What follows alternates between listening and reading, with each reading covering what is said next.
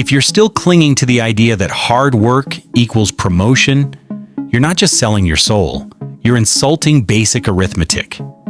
In the black box of the modern corporate machine, the writing on the wall is clear. The hardest worker is the easiest to ignore. Sweat is merely a lubricant for a system that doesn't care about you. Your advancement isn't a meritocracy, it's a probability game centered on the cold reality of scarcity. Welcome to the post-industrial jungle. This is a place where capital evaporates through the cracks of bureaucracy, and efficiency dies a slow death in windowless meeting rooms. You think you're climbing a ladder to the stars, but you're actually sprinting on a Sisyphus rolling machine designed by someone else. You'll run until your value is drained, and then you'll be discarded like a spent ink cartridge, tossed into the bin of history. The official corporate handbook will tell you, stay focused, solve problems, and your contribution will be recognized.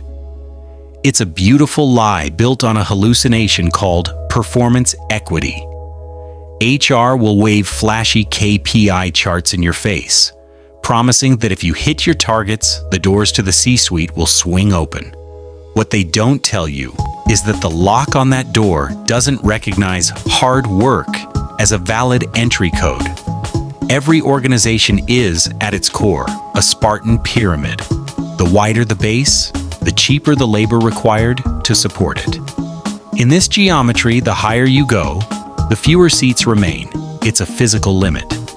When 100 brilliant managers compete for one director's chair, the other 99 didn't fail because they weren't diligent. They were systematically eliminated by the laws of physics and the cruelty of the pyramid. The real winners never pull all-nighters. Why? Because they've mastered a dark art known as the invisible promotion. To keep you from stopping the gears out of pure despair, the system has engineered a control mechanism much cheaper than a pay raise.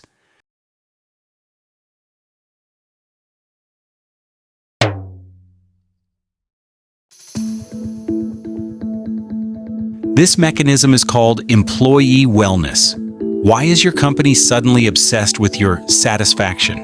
Why does HR organize those painfully awkward team-building retreats? The truth is, these surveys are precision-engineered emotional thermometers. They monitor your pulse not to ensure your happiness, but to administer a timely, psychological massage that prevents a revolt. This is hidden exploitation. While you're feeling touched by the free coffee in the break room, you're actually in a high-level trance, being squeezed for every drop of labor without even realizing it. A satisfied employee is simply a cheaper asset that stays loyal longer. The most brutal truth? If you're too good at your job, you become trapped by your own excellence. You're too valuable to move. And while you're stuck in that cage, a new variable has entered the game. It's not here to save you. It's here to liquidate you. This is the high producer trap. If you're the only person who can fix the mess, your boss will never promote you, because replacing you would cost too much. Your excellence has become the coffin nail of your career. Meanwhile, the rise of AI is a silent massacre for those who sell their time for tasks. But in this wave of destruction, the people getting promoted aren't the technicians grinding 24/7 to learn prompt engineering. The real invisible promoters are the ones advocating that AI can slash overhead by replacing warm bodies with silicon. They don't manufacture code, they manufacture excuses to stop paying salaries. Power always tilts toward the cost cutters. The person solving the problem never gets the biggest slice of the pie. That belongs to the decision maker who eliminates the cost of the person solving the problem. Imagine this. You walk out of the office at 2 a.m. for the 100th time, only to see a VP who doesn't even know how to open an Excel sheet, standing in the boardroom. He's holding a report generated by your AI tools and telling the board, "Look, we no longer need this entire department. You think this is an injustice? No, this is the nature of the machine. It rewards those who break the rules or rewrite them, never those who simply follow them. Don't think this is someone else's story. Look at your Social Security contributions and the inflation curve. In the dark, no one sees your sweat. They only see who is holding the torch. Let's talk about the sweetest lie of all. At the bottom of that cold pyramid, HR is not your career coach. They are the gatekeepers of organizational health. The company knows that a 10% raise is a permanent, fixed liability on the balance sheet. Free snacks? That's just a marketing expense they can cut tomorrow. They use cheap emotional labor to offset the wage premium you actually earned.